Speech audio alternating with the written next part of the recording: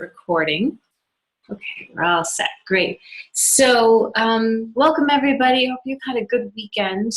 I'm going to go ahead and share my screen with you so that we can start talking about time management, building your dreams. Okay, so let me just do, I just want to get, okay, there we go. Then no one will get distracted by all the videos. Okay, so first of all, let me just check in with you guys. How are you all doing? How was this past week? Does anyone have any questions about the whole mentorship piece that we did? If you do, go ahead and you can raise your hand or you can unmute yourself or chat, type into the chat box, whatever you want to do. I just want to make sure that if there's any lingering questions about how to create a relationship with a mentor or how to even go about finding one, that we address all of that. And we can talk at the end as well and address more questions. But I just want to check in and see if there's anything you want to talk about before we get started. Everyone's okay? All right, so, and if something comes up, you just go ahead and raise your hand and we'll address it. So, welcome to week 4 of our program. This is our final week of the work we're going to be doing. Next week will be our final call where we kind of celebrate all of this. And today is all about building your dreams and thinking creatively about time management and productivity. So, usually when we start talking about time management and productivity, all of us get a little bored, right? So I decided not to talk about this in a way that's the typical way. So I'm just gonna tell you what we're gonna talk about. We're going to identify what time management actually is, and you might be surprised to hear my definition of it. And we're gonna talk about why you need a personal mission statement. This is a really critical part of figuring out time management, and it connects back to the work that we did in week 1. We're also going to be talking about what are the best ways to prioritize your work, how exactly do you ban distraction, and how do you figure out your ideal schedule. So we'll talk about all of this today. But I want to talk first about why we need to talk about this. First of all, it helps you complete your work with a lot less stress. It stops your parents and teachers and whoever else from nagging, right? Which is the worst thing. No one likes that. And it frees up time to work on what you most want to do, not just what you must do, but what you really want to do. And that's where that personal mission statement comes in. So we'll be talking about that in a minute. And then, of course, time management helps you build your project to a really high level. And that's the thing that helps you get into your dream school, because you're really focusing on building that distinguishing factor. And your project is an extension of that distinguishing factor. I really think it's just too boring and preachy to tell you just to turn off your phones and to get rid of your video games and all of that, because you hear enough of that. So what I want to talk to you about today is this idea of your internal drive. Like, what do you really want? I don't think that, at least when I was a teenager, not that many people asked me what I wanted, right? And you're probably not that used to having people ask you what you want. But I really want to know, what do you want? What's important to you? What do you value? Where do you want to spend your time? All of us, of course, need some time, just downtime, relaxing, whatever that means. For some people, it is going to mean video games or TV or whatever. But whatever it is, there's no right way to relax. It's just what recharges us, okay? So I want to get clear about what your drive is, what your internal drive is, and then all of the other pieces of how you manage social media and distractions, and how do you have that balance between work and relaxation. It comes a lot more easily when you're clear about what you're going towards and what you want, okay? So let's look at, I really like this definition from Stephen Covey. He's the author of the 7 Habits of the highly effective people, very well known in the personal development industry. And he says that time management is really a misnomer. The challenge is not to manage time, but to manage ourselves. And that rather than focusing on things and time, which we tend to do, like I have to get that math test done or that history project or got to get my volunteers hours in, something like that. He says, focus on preserving and enhancing relationships and on accomplishing results. And I love that, because then that helps us figure out what's important to us. You know, that history project might not be that meaningful to you, but the idea of you know, connecting with your uncle because you get into the same school or something, I'm making it up, but the idea is what connects you with the people you care about and what helps you accomplish what you're really setting out to do. For a lot of you, that's getting into your dream school, but for all of you, I think the point isn't just to get into your dream school. It's how do you live your best life? How do you make an impact now? How do you do what you love? How do you get out of that kind of passive mode that so many of us are taught as teenagers? Okay, then the next thing that I want to say is that you'll be so happy to know that nagging really doesn't work. And so we have to talk about this idea. I'm sure you're used to, if you don't necessarily have a parent who nags you, you're at least used to hearing other people talk about, you know, being nagged or whatever, and no one likes it, right? And it doesn't even work anyways, because motivation is not something that other people can tell you to have. You know, you probably know that experience. It's like if someone's like, oh, would you just turn off those video games or your phone, or would you stop getting so distracted, or whatever the thing is. It doesn't really make you feel like, oh yeah, I'm charged up and inspired and I want to go out and create my thing. It's just like, oh God, can you stop nagging, right? So the problem though is that most of the time we kind of know that the person's right, which sort of makes it worse, because it makes it feel like, oh, they actually kind of have a reason, or they're kind of granted permission to nag if I'm not being responsible and I'm not doing my homework or whatever. So in order to avoid that whole nagging thing, that's why we really have to focus on this idea of your internal drive, okay? So you'll be happy to know that nagging doesn't work, and I'm sure you wish that a lot more people do that too, but here's what we can do about it. It really does come down to knowing what you want and prioritizing your goals and your mission in life. Once you've got that clear in your mind, it doesn't have to be a fight between you and your mom or whoever about, you know, kind of getting stuff done, if that makes sense. Not everyone here is going to have that issue, but I know plenty of teens do. I often get calls from parents who call me up and they're like, okay, I really need you to help my son Richard with SAT scores, and he really needs to be motivated. He just wants to play video games. And the thing is that I can myself can't just go in and motivate my student. It's not going to work for me to be like, hey, you need to get your act together, start studying or whatever. What's going to work, of course, is if I say, hey, what do you love? What lights you up? What do you want to do? Then we're asking questions that you guys don't hear very often. And this is a lot of what we've been talking about in this program. So to take that a little bit further, we're going to talk more about this idea of the personal mission statement, but I just want to put it in a little bit of context for you. So let's look back on the work that you've been doing so far. In week 1, we took some time to figure out your distinguishing factor, what you love, what lights you up, what you're passionate about, what kind of impact you want to make, that kind of thing, remember? And then week 2, we really started honing in on what is your unique project, which is an expression of your distinguishing factor, right? Week 3, that was last week, we had talked about how do you partner with a mentor so that you can build your distinguishing factor and your unique project to a really high level.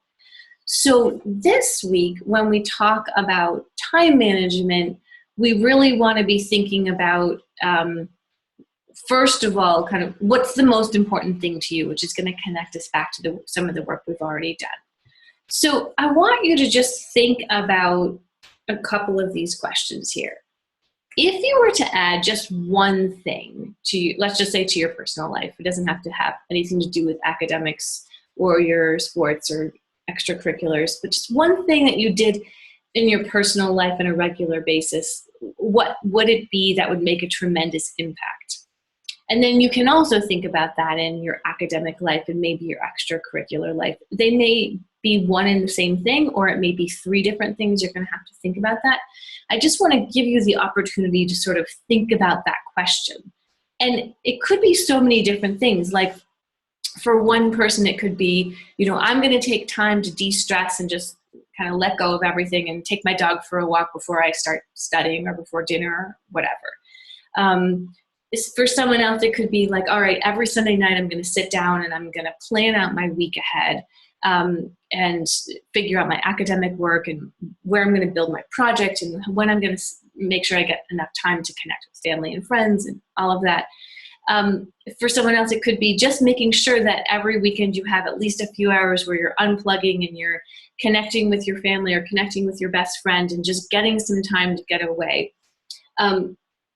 So for some people, it's going to be like balancing out the work piece, the academic piece. For some people, it's going to be getting more organized. For some people, it's going to be kind of focusing more on academics, right? So let me just give you a few minutes to kind of think through those questions. And if you're confused about this, just raise your hand and we'll chat about it.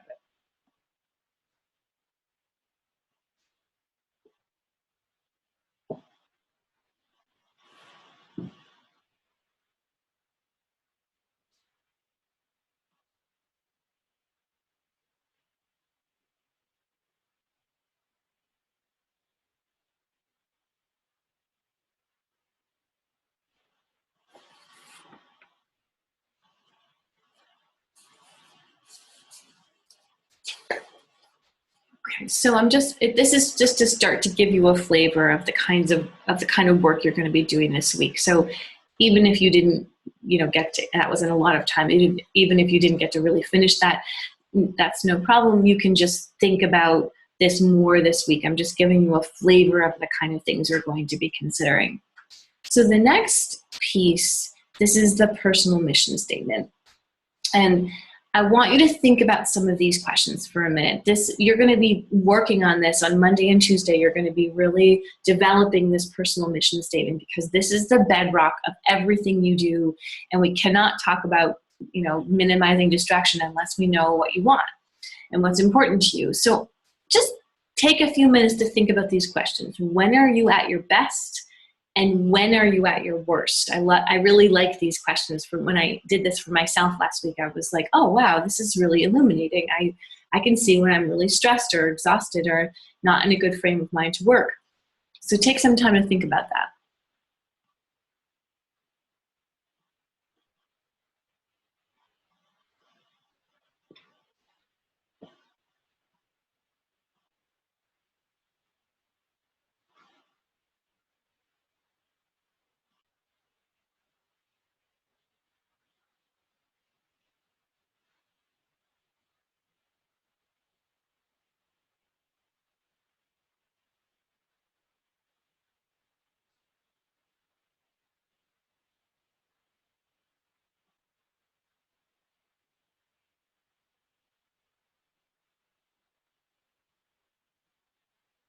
And then you can also consider this question on the third one. If you had unlimited resources and time, what would you choose to do? Now, this is a question that, of course, this comes from Stephen Covey's book as well, The 7 Habits of Highly Effective People. And I took a lot of my material this week as an inspiration from him.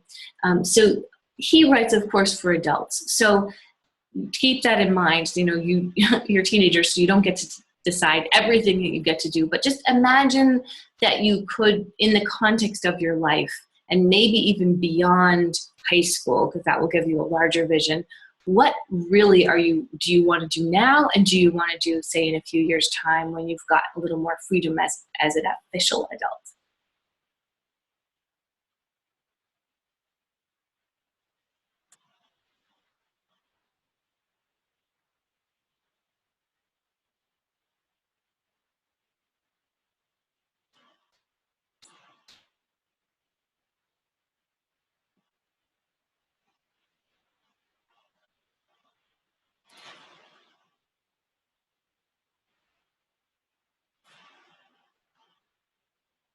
Okay, so you're getting a flavor for these questions. I know I'm just moving quickly through this, but I just kind of wanted you to sit with it just for a second, and we'll do a lot more with this later. Also think about, let's go to the next one. A few more questions. I like this question. If your life were an epic journey and you were the hero or the heroine, what do you think your journey would be about? In other words, why are you here? What is your particular passion and skill and talent? Why do you have this? What is the purpose of that? What are you here to do? Some of you are going to have no idea what the answer is to that question, but I just want you to consider it just to see what interesting answers pop up for you. I also want you to think about, what do you think your most important contribution will be to the most important people in your life? So that could be your family and your friends, but it could also be maybe a particular population that you really care about. If you're interested in becoming a researcher in, let's just say, autism, you might really care about what kind of impact you can make on those who have autism. I'm just making that up, but something like that. Then the final question, is there anything that you feel you should do or change, but you feel worried about what will happen if you make that change? So these are just some personal reflection questions that you can start to ask yourself, and you'll take some time to really answer these in the coming week. But just to keep going with the material, I want to talk to you about the next piece that's really important, and that is to think about your big rocks. So I'll tell you a story in a second about what this is, but the quick definition is that these are your smaller, short-term goals that you are going to be doing each week or a month that help you live your personal mission.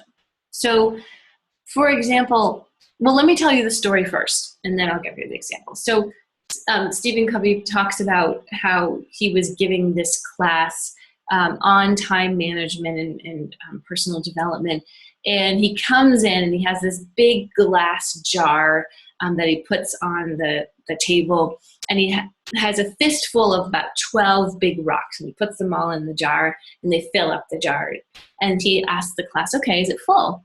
And they say, yeah. And he says, oh yeah? And he pulls out a bucket of gravel. He dumps it all in there, and he shakes it around, and then eventually the jar is filled up with this gravel. And he says to the class, okay, is it full? And they're kind of catching on. They're like, okay, maybe not. So he takes out another thing of sand, a bucket of sand, and he shakes it in there, and it goes all in the cracks and crevices, and they're surprised at how much sand you can actually fit in there. And he says, okay, is it full now? And they're like, okay, no. And they're waiting to see what it's going to fill it up with next. So he takes a pitcher of water and he pours it in, and then finally it's really full. And he says to them, okay, what's the purpose of this demonstration? And one guy says, just, it's surprising how much you can actually fit into your schedule. There's a lot more you can get in there than you think. And he's like, no, the point of this is to put your big rocks in first. So there's also another really interesting video out there that I'm going to send to you this week that kind of shows what happens when you don't put your big rocks in first. You don't actually have room for them if you do all the other small stuff. So the small stuff, like the water and the sand and the gravel, that stuff, like the less important, like busy work that most of us do, or kind of like excessive relaxation that we do that goes beyond refueling us and just kind of ends up being a time waster. So what he says is that a lot of people end up focusing on the rocks and the gravel, or rather the gravel and the sand and the water, and not on the big rocks. So he said, make sure that you're really staying clear about what your short-term goals are in relation to what your long-term goal is, and that's your big personal mission statement. So for a minute, let's just think about this. What are your most important goals that you want to accomplish in the next week to 10 days? Now, some of that is going to be things like, well, I've got to study for my, biology exam, and I've got to finish that history project and write my English essay. But those are the kind of, those things will change week to week depending on what's going on academically, of course. But some things are going to be like, I need time with my parents, or I need to volunteer, at this particular organization, or I need to make sure that I'm running 5 days a week. It's going to be different for every person. But some of those big rocks are probably not going to change very often, because you're going to want to make sure that you're always staying connected to the people you care about the most and making the biggest impact that you can through developing your unique project. So just for a minute, think about what are the most important goals, not just academically, but the other pieces too. This could have to do with your project. This could have to do with something you're doing in your extracurricular activities, anything at all that you think is important that you want to remember as part of your short-term goal leading to the long-term goal of your big mission. And make sure as you're answering that they really align with your personal mission.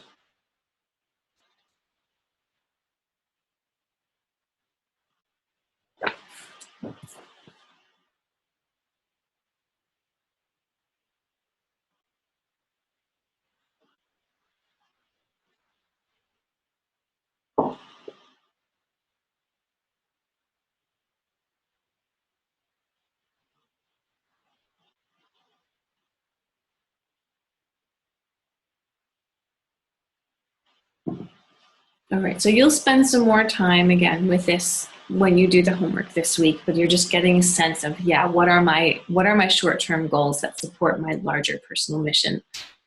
Now, the next thing that I want to talk to you about is something that Stephen Covey calls the 4 quadrants. Let's take a look at this. So the 4 quadrants this is about, you can see that on the top row, this is what's important, and the bottom row, this is what's not important. The first column is what's urgent, and the second column is what's not urgent. So what he says that most people tend to spend, the majority of people tend to spend their time in quadrant 1, 3, and 4, or especially 1 and 3. And what he says is that quadrant 2 is really our zone of genius. So let's look at what's going on here. So quadrant 1 is about like the things that are really pressing. This is where like your younger brother breaks his leg and you got to drop everything to help your mom to, get him to the emergency room or whatever. That's part of what happens in what's urgent and important. But it can also be like a math exam that you're studying for, that if you procrastinated on, it's really urgent and it's really important and you have to study and cram that night. You can see that in the results of quadrant 1. This is like stress, burnout, crisis management, always kind of dealing with the next thing that you have to rush to do, right? And so what we're trying to do is to minimize this. Some of this, of course, is inevitable. You can't control everything. But you can try to minimize your end of things, like not procrastinating, right? Quadrant 3, this is where things are urgent, but they're not important. So that would be like some emails, some texts, some meetings. It's kind of the idea of like just always responding and reacting to, hey guys, I see that someone's here. I can hear someone typing. So can you all just mute yourself just so that we don't have a weird feedback loop here? Okay, and then if you need to unmute yourself to ask a question, feel free. So, okay, so quadrant 3 is kind of that, what it's like, things that are urgent, it's like a phone ringing, for example. That feels like, oh, I have to answer the phone. But it's not necessarily important. It's not helping you get your work done. It's not moving you forward, right? It's just like, oh, I got to quickly do this because someone said to, or because I think I need to. Quadrant 4 is more about like, it's not urgent, it's not important. We tend to think that we need a lot of time here to balance out all our intense work that we're doing in quadrant 1. I'll show you, I like this next one that kind of puts this in the perspective of what this means for you as teenagers. So you can see like the first one is, this is the procrastinator. This is where things are important and urgent. It's like, oh my God, I have that test tomorrow and I didn't study for it. Some of it's like, you can see there's some car breaks down, obviously. I just took this from an image online, so it's not perfect, but you get the idea. In quadrant 2, this is where we really want to be spending our time. And this is where you've been spending a lot of time in the last month as we've been going through this work together. So this is where you're planning, you're goal setting, you're mapping out what you need to do so you're getting things done ahead of time. Exercise could be, kind of maintaining your health. You're not just kind of crashing and burning, by not taking care of yourself. You're focusing on your relationships. You are getting that relaxation. And so you can see that it's not that we shouldn't ever have any relaxation, but if we compare that with quadrant 4, this is called the slacker. So it would be like tons of TV or video games or, tons of texting or phone calls or, social media, kind of getting lost in these things. I'm sure you guys know what that's like. And we know that, like, I know for me, if I read for a really long time, which I haven't done in a long time, and I'm sure you guys don't get that much time to do that, but or you watch a lot of TV, or you do something for a really long time. Hey, I'm just going to mute everybody. Hold on just a second. Hold on. I just got to stop the share for 1 second. And I'm going to just, okay. Hold on 1 second. Mute. Okay, there we go. All right, now I'm going to go back to sharing my screen. Okay, so I just, the piece about like kind of quadrant 4 being the slacker, where we're doing too much of something, this is going to be about kind of balancing what's relaxing and what's maybe too much or time wasting. And this is different for every person. Some people can read for 3 or 4 hours or watch TV for 3 or 4 hours and be fine. That feels relaxing to them. For other people, it's going to be like after half an hour, I got to get off and do something else. Or even, social media might be like, I'm going to do a quick 10-minute check on this and then I'm off to the next thing. So you're going to have to check in with yourselves and find out what is too much of this stuff for you. And it will get easier as you start to really figure out what your big rocks are. What I want to encourage you all to start doing is every weekend or every Sunday night to kind of stop and think about what are your goals for the coming week, not just what you have to do, but what you want to do. And this is where the whole idea of building your project to a really high level comes in. That's why this is relevant, because it helps you build your project when you're constantly keeping it as something you need to work on and it's always top of mind, right? But I like that we're not just making short-term goals without thinking of the bigger picture, that is your personal mission statement. There's another, I like this one just if you want to see a more visual version of this. This gives you a sense of the quadrant. So the top left is important and urgent. Oh my gosh, quick, do this. The next right one is like, okay, I've got a plan. It's not urgent, but it is important. And I think what happens is when things aren't urgent, we tend to forget that they're important, right? So it's easy to prioritize the stuff that's like, oh, I have to do this. The lower left one is like, oh my God, all these things I have to do. I don't know how much of that is applicable to you as a teen, honestly. This is more kind of focused on work, but it would be interesting to hear from you if you feel like you are constantly kind of being pulled away towards things that aren't that important, but they feel like you have to do them. I'd love to hear examples of that if you feel like you want to share. And then, of course, we know about the lower right one is like where you're just kind of slacking off, and it's not in the larger idea of recharging. It's more just like wasting time, right? So we need a balance of relaxation for recharging yourself and reconnecting, and then, but not letting that go over into just overindulging or wasting time or kind of actually draining ourselves. Okay, so let's see what the next thing we want to do. So what I want to think about with you is which quadrant are you in? Where do you tend to spend most of your time? Let's just give that thought for a minute and also be thinking about how can you spend more time in quadrant 2? This is where you're planning and you're building and you're mapping out and you're staying connected to your goals. Do you guys spend most of your time in, say, quadrant 1, where you're really like always trying to just get the next thing done for school. And then maybe in quadrant 4, where you're like, oh, I'm so burnt out, I just gotta relax. What's your experience like? Maybe you can unmute yourself or chat, type in here. I'd love to see what you say.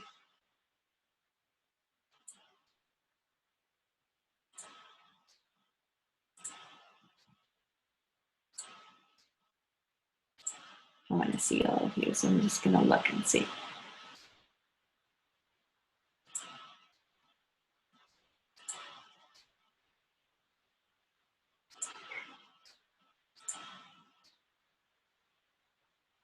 Okay, so you guys are quiet. All right, well, we can talk at the end.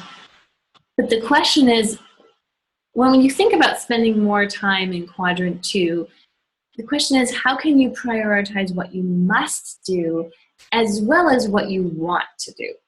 Okay, so it's not just like you have to get your academic assignments done, but this is more the piece of like what's important to you, what do you really want to do no matter what happens, right? And that hopefully is connected to this unique project that you're building. So just to remind you, this, as I said before, this is where you've really been spending a lot of your time in the last month, is quadrant 2. All this planning, all this self-reflection, all this building, that's quadrant 2 work. And you don't always need to do that level of kind of groundwork, but you always want to be connected and stay connected to your bigger picture, your bigger mission.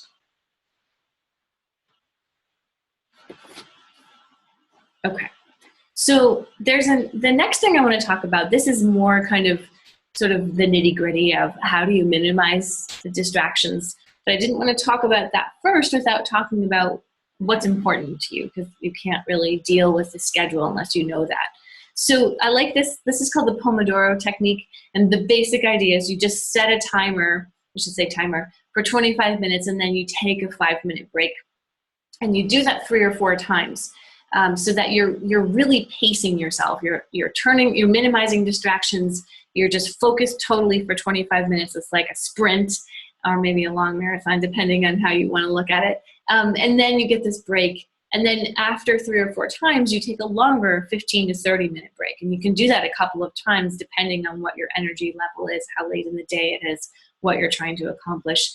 But I really like this idea. This is something that I practiced when I was in college.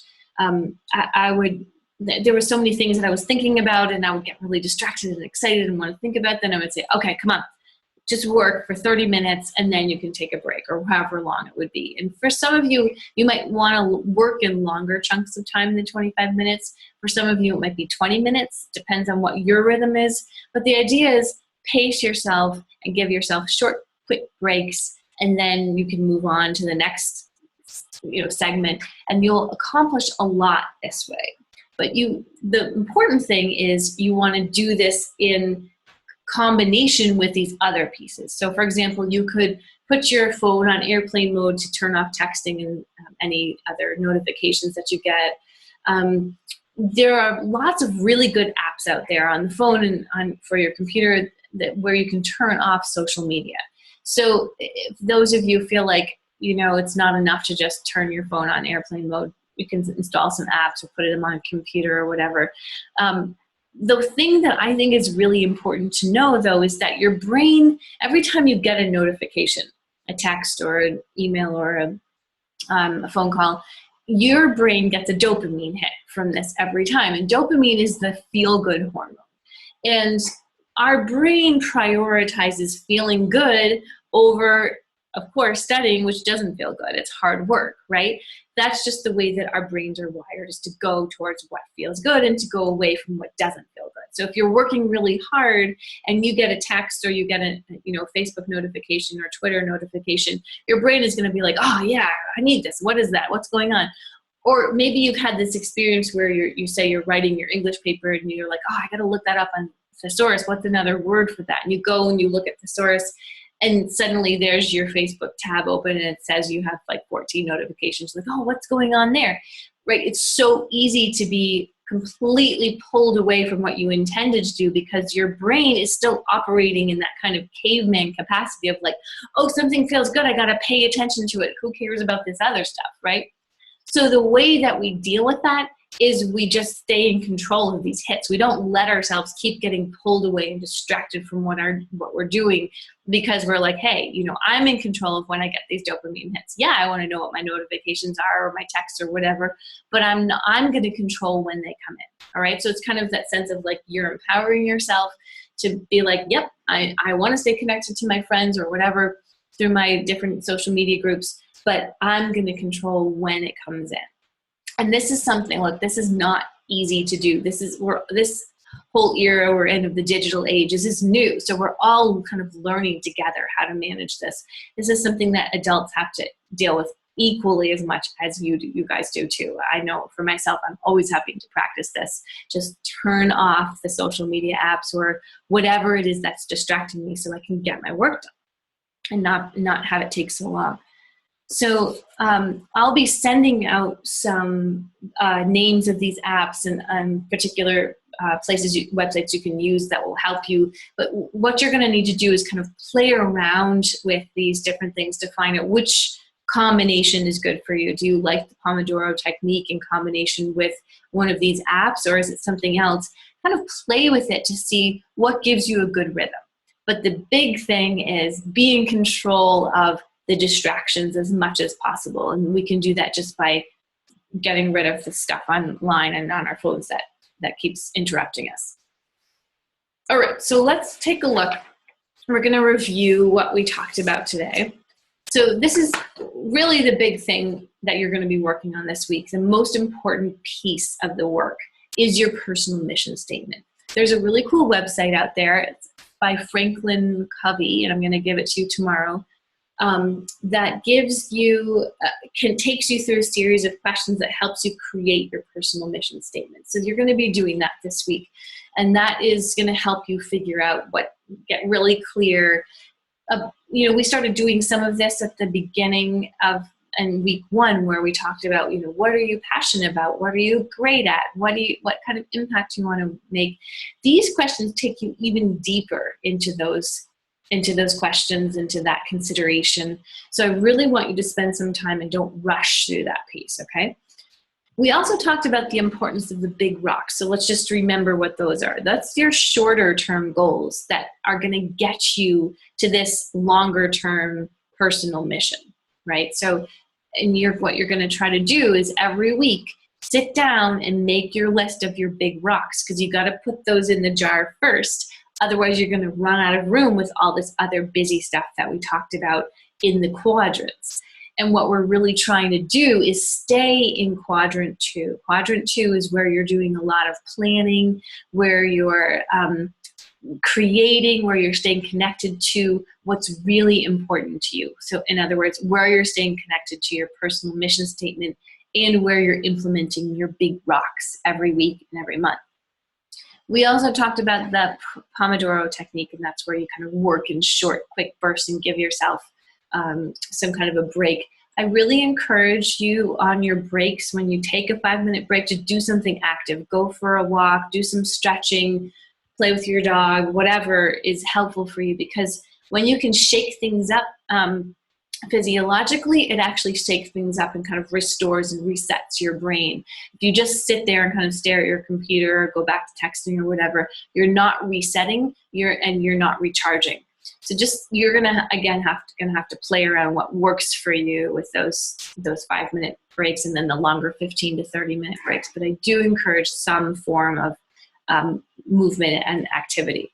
And then, of course, we talked about minimizing distractions with some help. But those would be things like, turning off your phone or installing some apps or whatever.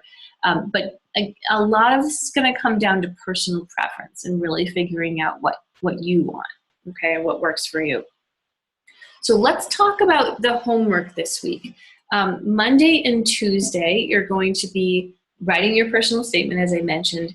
On Wednesday, you're going to be figuring out your big rocks and what your gravel and sand are. So it's going to be like, what's the important stuff that you need to accomplish in the next week to 10 days?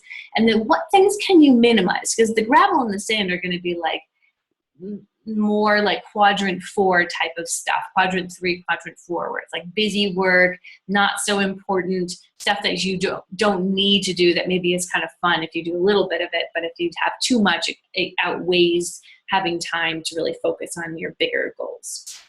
On Thursday, I'm going to have you study the Pomodoro technique. Not that there's a ton to study, but it's good to just read a little bit about it and kind of get some ideas of how you can approach it and how you can start implementing some anti-distraction methods. And then Friday, this is a really key point, the critical piece to this. You're going to start applying the big rocks to the big picture of your schedule longer term. So for example, looking at the classes you're going to be taking next year, your extracurricular activities. We're going to go back to the work that you started to do in week 2, where we thought about how much time do you have, how much time do you want to devote to your project.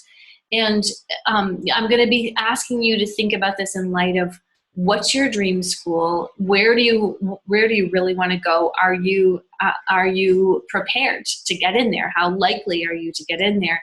If it's a huge reach for you at this point in terms of your grades and your test scores, if you're juniors, then you're going to want to rethink what your dream school is so that you don't set an impossible goal for yourself, something that you know you probably aren't going to reach.